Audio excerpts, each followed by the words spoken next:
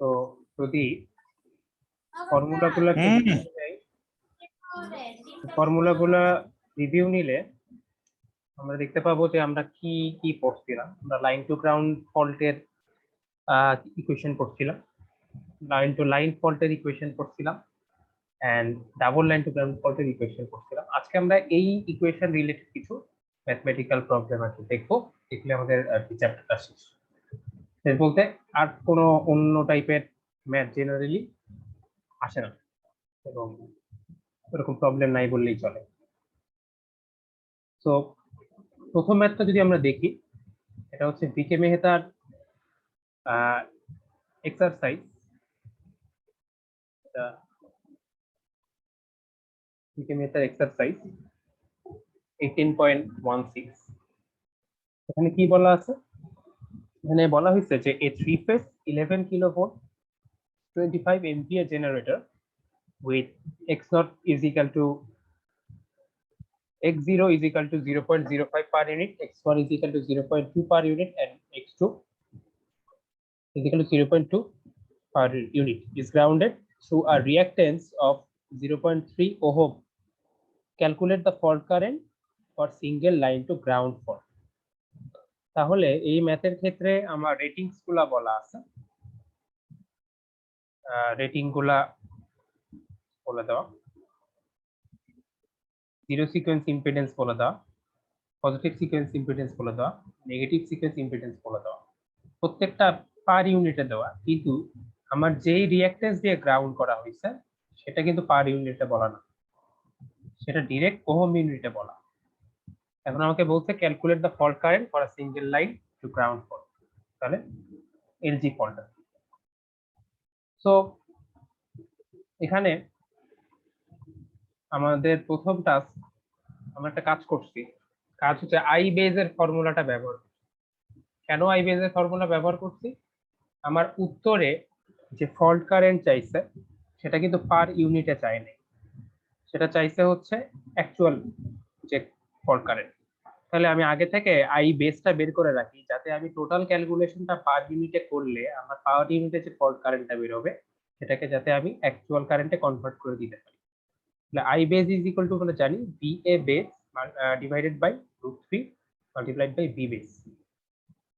তাহলে এখানে আমার ভি এ বেস ছিল হচ্ছে 25 MVA, তাহলে 25 MVA কে আমি 10 টু দ্য পাওয়ার 6 তে লিখতে পারি 25 × 10 to the power 6, and √3 multiplied by V base.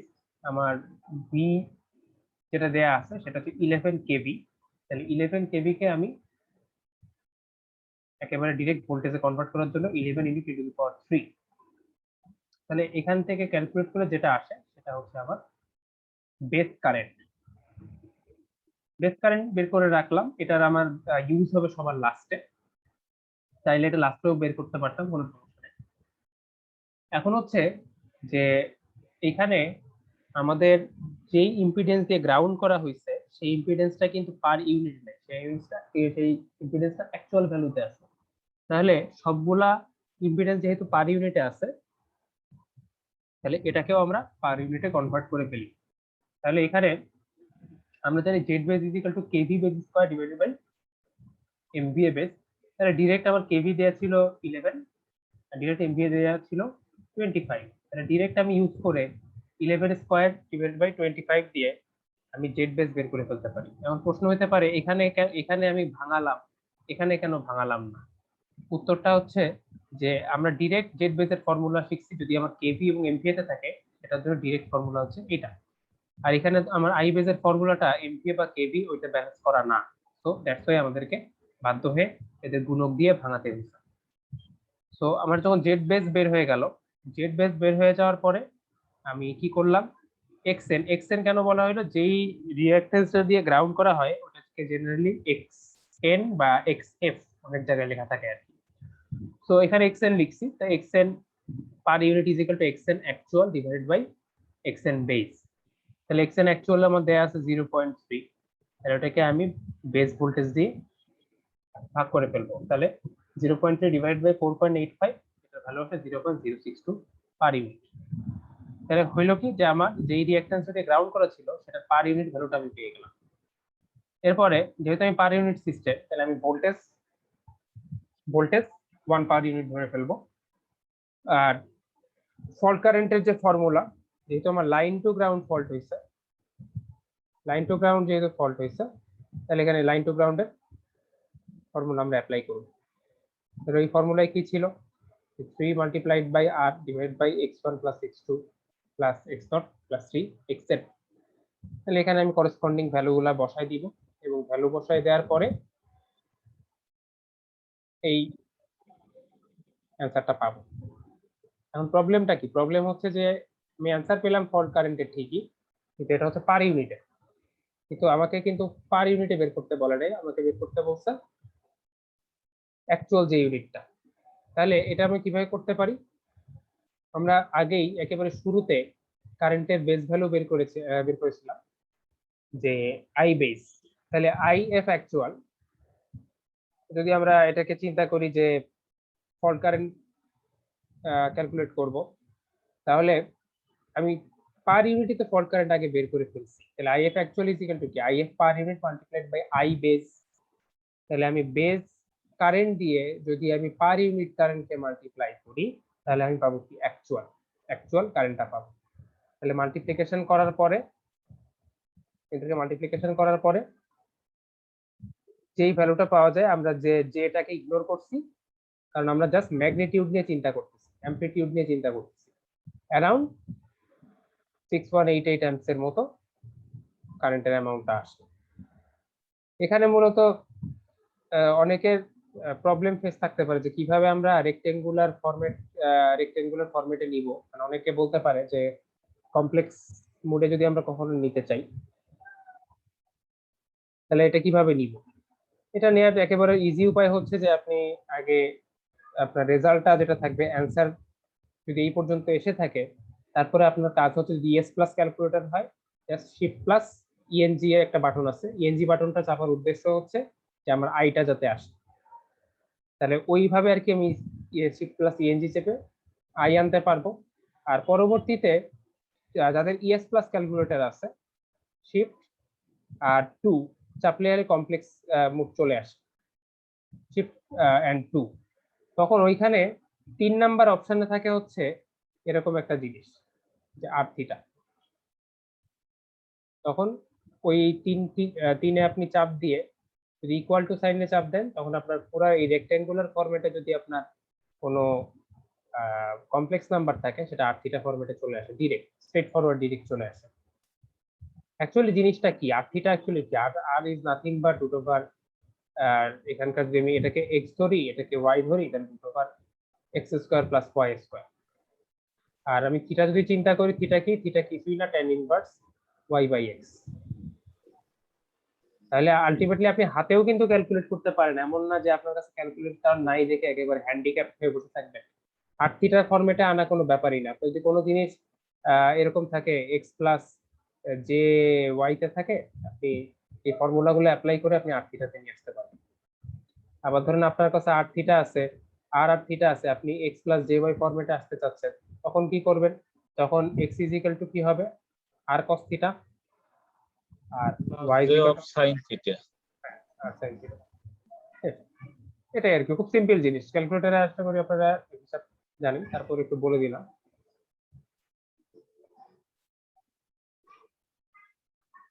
Sir এটা ডাকটা একটু যদি দেখাইতেন, আমি একটু পরে জয়েন করছি তো। কোনটা স্যার এটার যে অঙ্কের ডাকটা, স্যার যেটা সমাধান করলেন এখন, এটার কোশ্চেনটা স্যার দেখতে চাই। কোশ্চেনটা প্রশ্ন এটা 3 পেজ 11 পিভি তো জেনারেটর রিঅ্যাকট্যান্স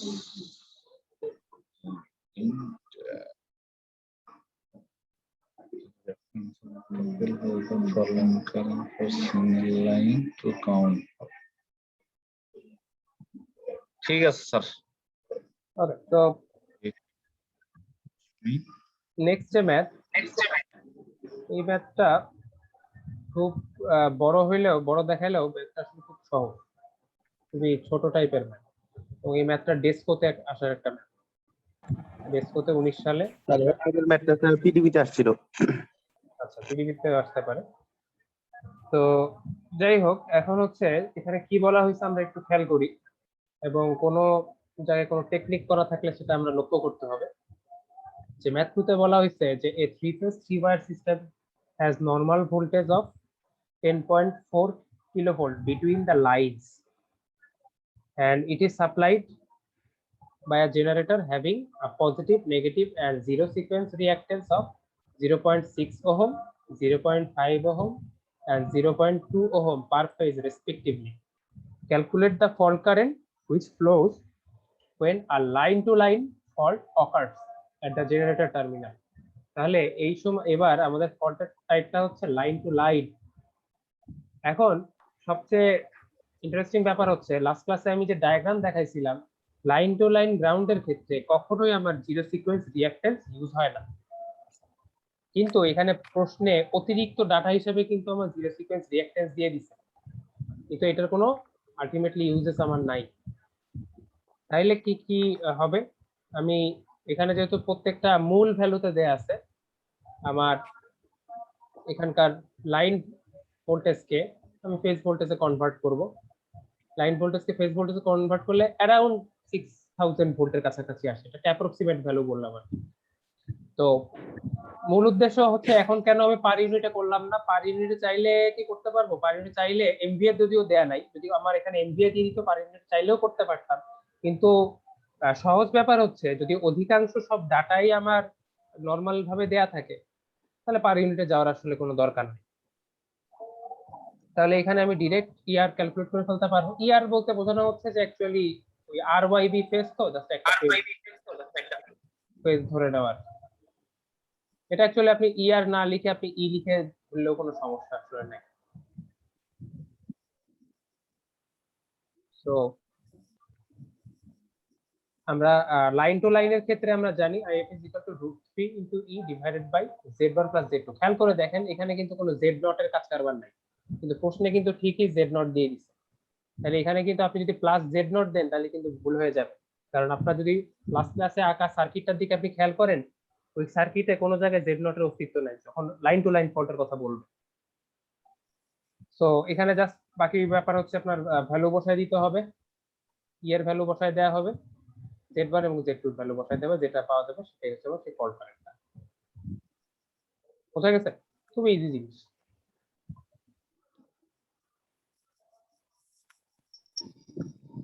স্যার এই পিডিএফ গুলোকে গুগল ক্লাসে পাওয়া যায়? হ্যাঁ, প্রত্যেক দিনেরটাই তো গুগল ক্লাসরুমে আপলোড হয়ে যাচ্ছে। এই গুগল ক্লাসরুমে গিয়ে ক্লাস নোট সেকশনে ঢুকলেই আপনি প্রত্যেকটা পিডিএফ, প্রত্যেক ক্লাসের সংশ্লিষ্ট পিডিএফ পেয়ে যাবেন।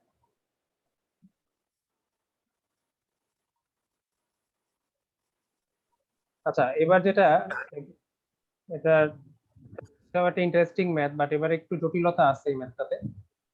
এটা ডিপিডিসি তে আসা একটা ম্যাথ, খুবই কম্পিটিটিভ একটা এক্সাম হয় ডিপিডিসি তে।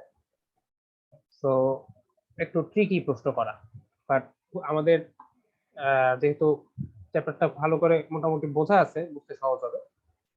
যেখানে প্রশ্নটা আসলে কি বলছে, প্রশ্নে আসলে বলছে যে an unloaded solidly grounded 10 MVA 11 kilovolt generator has positive, negative and zero sequence impedance of J 1.2 ohm, J 0.9 ohm and J 0.00331 per unit respectively. Calculate the voltage of the healthy phase when a double line to ground fault occurs at the terminal generators. তাহলে এখানে কিন্তু আমার কাছে fault current চাই নাই, বরং আমার কাছে চাইছে voltage of the healthy phase. মানে ফল্ট কারেন্টটা বাদ দিলে হেলদি ফেজের কি পরিমাণ ভোল্টেজ থাকবে সেটা আমার কাছে জানতে চাইছে। তাহলে এটা জানার জন্যও কিন্তু আমার ফল্ট কারেন্টটা আগে বের করে রাখতে হবে, কারণ ফল্ট কারেন্টের জন্য আমার যে পরিমাণ ড্রপ হবে সেটা বাদ দিয়েই তো আমার হেলদি ফেজটা হবে। তাহলে এখানে একটা আরেকটা ব্যাপারে ট্রিক করছে যে আমার পজিটিভ সিকোয়েন্স নেগেটিভ সিকোয়েন্স দুইটা দিয়ে দিচ্ছে নরমাল, কিন্তু জিরো সিকোয়েন্সটা দিয়ে দিচ্ছে আবার পার ইউনিট। তাহলে আমার আয়দার সবগুলাকে পার ইউনিটে আনতে হবে, আয়দার সবগুলাকে নরমাল রাখতে হবে। এখানে সবগুলোকে আমরা পার ইউনিটে কনভার্ট করব। যেহেতু ক্যালকুলেশন ইজি হয়ে যায়। তো জিনিসটা আমরা শুরু করব কিভাবে? আমরা প্রথমে আগে বেস ভোল্টেজ বের করে নিই। যেহেতু আমরা প্রত্যেকটা রেজিস্ট্যান্স সরি ইম্পিডেন্সকে আমরা পার ইউনিটে নিয়ে যেতে যাচ্ছি, তাহলে জেড বেস বের করার নরমাল যে আমাদের formula kV base square divide by MVA base. তাহলে এখান থেকে আমার কেভি ভ্যালু 11, এমভি এর ভ্যালু 10, যেটা আমার ইকুয়েশনে দিয়ে দিছে সেটা ভ্যালু বসাই আমি 12.1 ভ্যালুটা পাবো। এখন আমার Z1 পার ইউনিট আমি যদি positive sequence reactance in per unit বের করতে চাই, তাহলে Z1 actual divide by Z base, তাহলে ওইটার করসপন্ডিং আমি ভ্যালু বসিয়ে দিতে পারি আর এখান থেকে আমার Z বেস এর ভ্যালু পাবো। তাহলে পাবো কি 0.099 পার ইউনিট। আর Z2 এর ভ্যালুটা সেম ভাবে পাবো, Z2 actual divide by Z base. তো ওইটার ভ্যালু করসপন্ডিং ভ্যালু বসাই দিলেও আমি Z2 পার ইউনিট ভ্যালু পেয়ে যাব। আর Z0 পার ইউনিট আমাকে ডাইরেক্টলি প্রশ্নে দিয়ে দিছে, তো এখানে আমার বের করতে হচ্ছে না। তাহলে আরেকটা জিনিস যেটা বলছে যে এখানে সলিডলি গ্রাউন্ডেড নিউট্রাল বলছে, যখন সলিডলি গ্রাউন্ডেড নিউট্রাল বলে দিবে তখন আমার ZF 0 কোনো, কারণ আরেকটা জিনিস আমার প্রশ্নে কোনো বলেই দেয় নাই যে কত ইম্পিডেন্স দিয়ে ওই জিনিসটাকে গ্রাউন্ড করা হয়েছে। যদি বলে দেয়া না থাকে তাহলে আমি ZF ধরবো 0। এখন ফল্ট হয়েছে double line to ground fault. তো ডাবল লাইন টু গ্রাউন্ড ফল্টের ক্ষেত্রে আমরা ফর্মুলা জানি E divided by Z1 plus Z2 parallel Z0 plus 3ZF।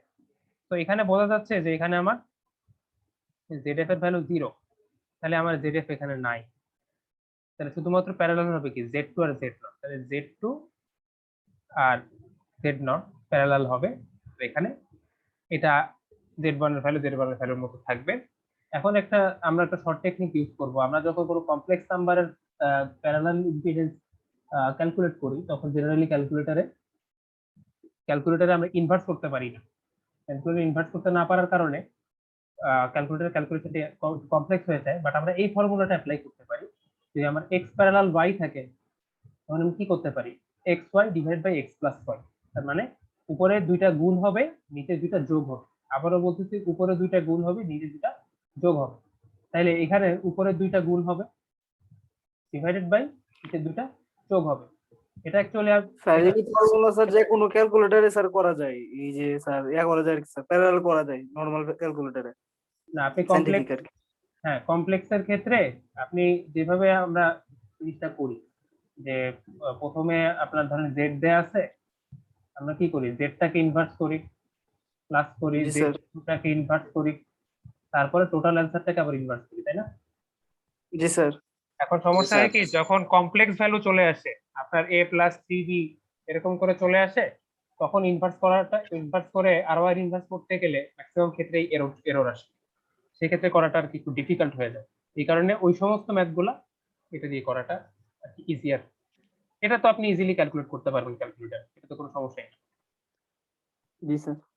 তো এই ক্ষেত্রে আমরা জাস্ট উপরে দুইটা গুণ করব আর নিচে দুইটা যোগ করব। তো এখানে ভ্যালু অবভিয়াসলি ক্যালকুলেটরে ক্যালকুলেট করলে ভ্যালু আসবে এবং এই ভ্যালুটা আমরা এটার সাথে যোগ করে দিব। সো এখান থেকে যে ভ্যালুটা আসবে ক্যালকুলেট করলে -9.987 পার ইউনিট। এখন আমরা ফল্ট কারেন্ট পেয়ে গেলাম, কিন্তু আমার কাছে চাইতে হচ্ছে হেলদি ফেজের ভোল্টেজ। তাহলে সেই আমাদের ফার্স্ট ক্লাসের লেকচারে চলে যাব। ফার্স্ট ক্লাসের লেকচারে আমি যদি এ লাইনের কথা চিন্তা করি, তাহলে এ লাইনের কথা চিন্তা করলে ওখানে ই মাইনাস আমি ই যদি আমার অ্যাকচুয়াল ভোল্টেজ হয়, অ্যাকচুয়াল ভোল্টেজ বলতে যে ফল্ট হওয়ার আগের ভোল্টেজ হয়, তাহলে সেখান থেকে আমার positive sequence impedance multiplied by আমার যে ফল্ট কারেন্ট ওইটা যদি বাদ দেই, তাহলে ওই অংশটুকু আমার ড্রপ হয়ে যাচ্ছে। আমার যদি ড্রপিং এর কথা আমি চিন্তা করি তাহলে কি পজিটিভ সিকোয়েন্স, কারণ কি আমার জিরো সিকোয়েন্সটা গ্রাউন্ডে চলে যায় আর নেগেটিভ সিকোয়েন্সটা একেবারে বিপরীত বরাবর কাজ করে সেই আমার যে কোনো ফল্টের। তবে সবচেয়ে আমরা আমলে নেই কোনটা, আমরা আমলে নেই হচ্ছে পজিটিভ সিকোয়েন্সের ফলটা, যখন আমরা কোনো ভোল্টেজ বিল্ড আপের বা ভোল্টেজ ডিক্রিজ হয়ে যায় ওই ক্ষেত্রে যখন আমরা চিন্তা করি। আর মেইনলি হচ্ছে যে ই মাইনাস আইএফ ইন্টু Z1 ফলটা মানে ভোল্টেজটা পাওয়া যায় হচ্ছে যখন আপনার double line to ground fault হয়। কারণ এই ক্ষেত্রে পজিটিভ সিকোয়েন্স ফলটা অনেক প্রমিনেন্ট থাকে, মানে অনেক ব্যাপক আকারে ড্রপটা হয় অন্যান্য ফল্টের থেকে। আর যেহেতু আনসিমেট্রিক, তাহলে তাদের তো সিকোয়েন্স ফল্টগুলার কোনো একেবারে এক্সাক্ট রেশিও থাকে না, যেহেতু আনসিমেট্রিক্যাল। তো এখানে E minus I F into Z one যদি আমরা করি, আমাদের পজিটিভ সিকোয়েন্স ইম্পিডেন্স আমাদেরকে বলে দেওয়া আছে, সেটার সাথে আমরা ফল্ট কারেন্ট যেটা বের করছি সেটা আমরা জাস্ট মাল্টিপ্লাই করব। আর এখন আমরা পার ইউনিটে আসি, তো ই আমরা ধরে নিয়েছিলাম 1, তো আমরা সেই 1 থেকে অ্যাকচুয়ালি মাইনাস করব এটার যে রেজাল্ট, তাহলে যেটা আসবে সেটা হচ্ছে 0.031 পার ইউনিট। এখন কথা হচ্ছে এ সিকোয়েন্সের ক্ষেত্রে আমি জানি কি VA1 VA2 equal to VA0, এটা হচ্ছে মনে রাখতে হবে যে ডাবল লাইন টু গ্রাউন্ড ফল্টের ক্ষেত্রে। তো এখন আমি যদি এ ফেজেরটা পেতে চাই, সরি এ লাইনেরটা পেতে চাই, তাহলে আমাকে কি করতে হবে? প্রত্যেকটা ইন্ডিভিজুয়াল যোগ করতে হবে, প্রত্যেকটা কম্পোনেন্ট, কারণ তিনটা কম্পোনেন্টের ভ্যালুই ডাবল লাইন টু গ্রাউন্ডে সমান। তাহলে এখন আমি যদি কম্পোনেন্ট গুলা যোগ করি, যোগ করার অর্থই হচ্ছে যে একই জিনিসকে 3 দিয়ে গুণ করা। তাহলে এখান থেকে প্রাপ্ত ভ্যালুটাকে আমি 3 দিয়ে গুণ করলে আসে যে 0.093 পার ইউনিট। এখন সমস্যা হচ্ছে যে আমি যদি ফেজ প্রশ্নে আমাকে যদি খেয়াল করি, প্রশ্নে বলছে যে calculate the voltage of the healthy phase.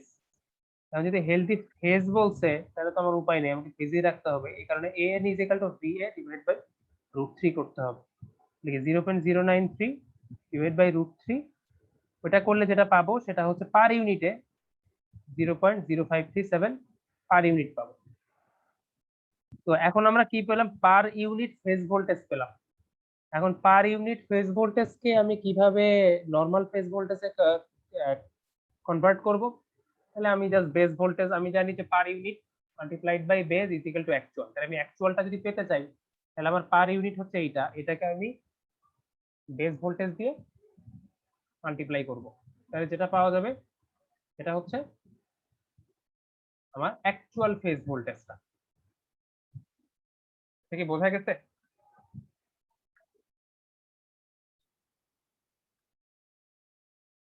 G sir.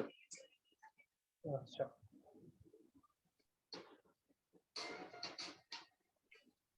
Okay. So এটা তো বুঝতে পারছেন। আরেকটা ম্যাথ এখানে আছে যেটা আমি প্রশ্ন লিখি।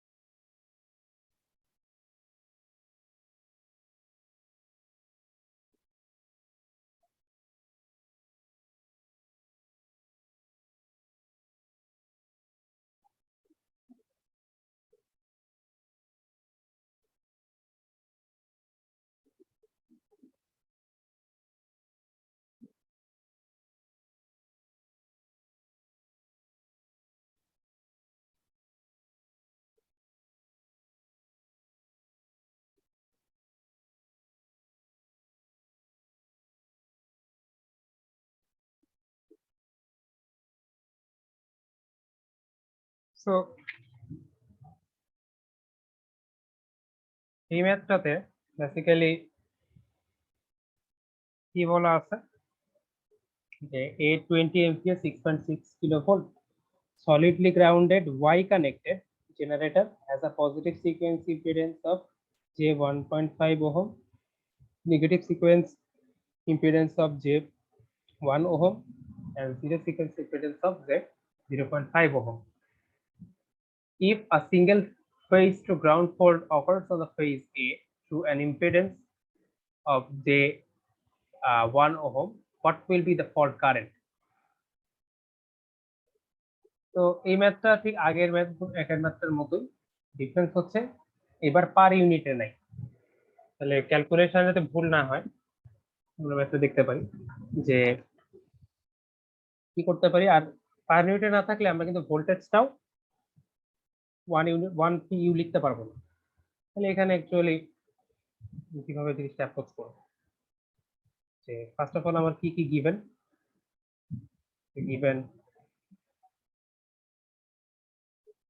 x1 is equal to J 1.5 ohm, x2 is equal to J 1 ohm, x3 sorry x3 it should be x no 0 not x3, so say 0.5 ohm.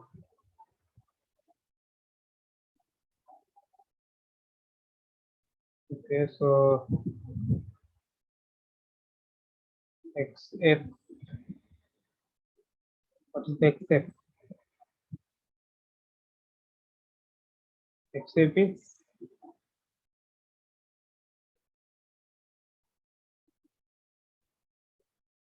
zero sequence is 0.5, so 1 ohm, I guess. মানে যেটা দিয়ে ground করা হয়েছে।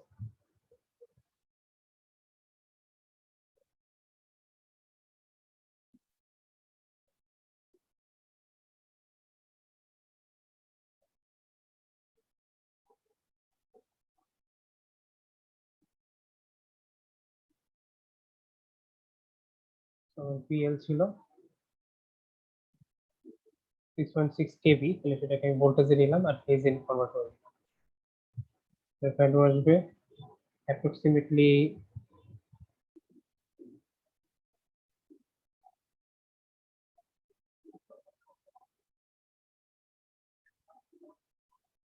লেখা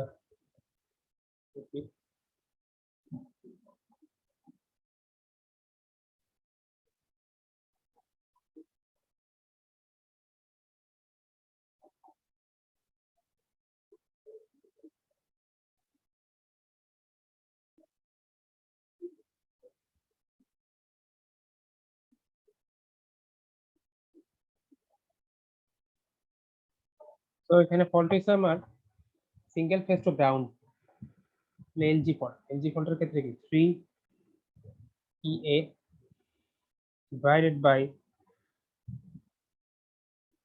x1 plus x2 plus x0 plus 3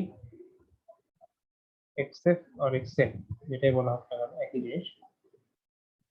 তাহলে আমার আসবে কত 3 into 3810.51 and it should be divided by প্রথমে আসছে 1.5,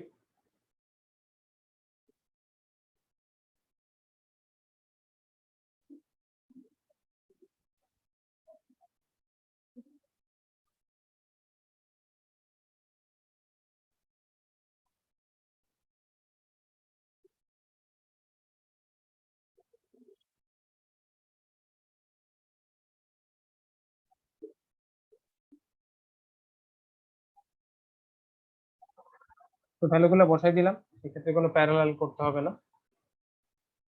এটাকে ক্যালকুলেট করলে মোটামুটি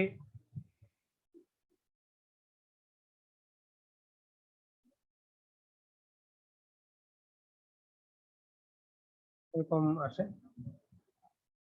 আমরা যদি ম্যাগনিটিউড নিয়ে চিন্তা করি তাহলে আমি যেটা তুলে দিয়ে 0.19.0 বলতে পারি। এটা হচ্ছে answer। জাস্ট ডিফারেন্স হচ্ছে যে আমাদের এখানে ফেজ ভোল্টেজে কনভার্ট করতে হবে, এটা কিন্তু আমাদের অন্য ক্ষেত্রে লাগতো না, কারণ আমরা অন্য ক্ষেত্রে পার ইউনিটে দেয়া থাকলে আমরা ফেজ ভোল্টেজটাই ধরে নিতাম 1 PU। স্যার নেগেটিভ আসবে। হ্যাঁ, অ্যান্সার নেগেটিভ আসবে আর কেন? স্যার যে এখানে ব্র্যাকেট দিয়ে যে আটকে দিয়েছেন স্যার এখানে কোথায়? এই যে নিচে এক্স এক্স নট আর হচ্ছে 3x মানে ফল যে রিঅ্যাকট্যান্সটা আছে আর কি, হুম। এটা যে টোটাল যোগফলটা মান দিয়ে আটকে দিয়েছেন 0.5। আটকানো না আটকানো একই কথা। আপনার যখন প্রত্যেকটা জিনিস প্লাসে থাকবে আসলে ব্র্যাকেট দেয়া না দেয়া সমান কথা। আমি দিছি কারণ বইতে দেয়া আছে, এছাড়া অন্য কোনো কারণ না। মানে অ্যাকচুয়ালি বোঝাতে চাইছে আপনি যদি সার্কিট থেকে আসেন তখন এই দুইটা একই পথে থেকে যায় আর কি, সে কারণে এই দুইটা একসাথে দেখাইছে। আর মেইনলি আর একটা কারণ হচ্ছে আপনি যখন ডাবল লাইন টু গ্রাউন্ড ফল্টে ক্যালকুলেট করবেন তখন হচ্ছে এইখানে প্লাসের বদলে জাস্ট প্যারালাল হবে, যাতে ওই জিনিসটা আপনার মাথায় থাকে। জি স্যার, এটা শুধুমাত্র আপনার হচ্ছে লাইন টু গ্রাউন্ড ফল্টের ক্ষেত্রে। এটা হচ্ছে লাইন টু গ্রাউন্ড ফল্টের ক্ষেত্রে সূত্রগুলা একেবারে শুরুতে লেখা আছে সবগুলা, এবারে শুরুতে আমি সূত্র লিখে রাখছি। তো এখানে দেখেন যে লাইন টু গ্রাউন্ডের ক্ষেত্রে প্লাস, আর ডাবল লাইন টু গ্রাউন্ডের ক্ষেত্রে এখানে 3 নাই, আর ঠিক এই প্লাসের জায়গায় কি হয়েছে প্যারালাল হয়ে গেছে, আর এখানে 3 নাই। মানে মনে রাখার সুবিধার্থে আর কি চিন্তা করতে পারে।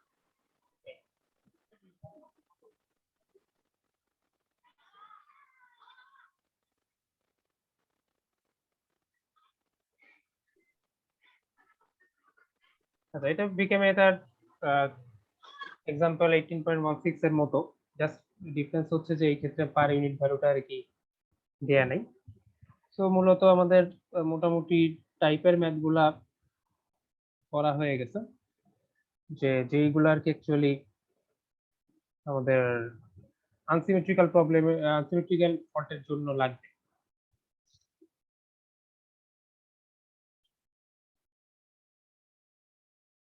এখানে আরেকটা জিনিস ওকে দেখানো যায় আপনাকে।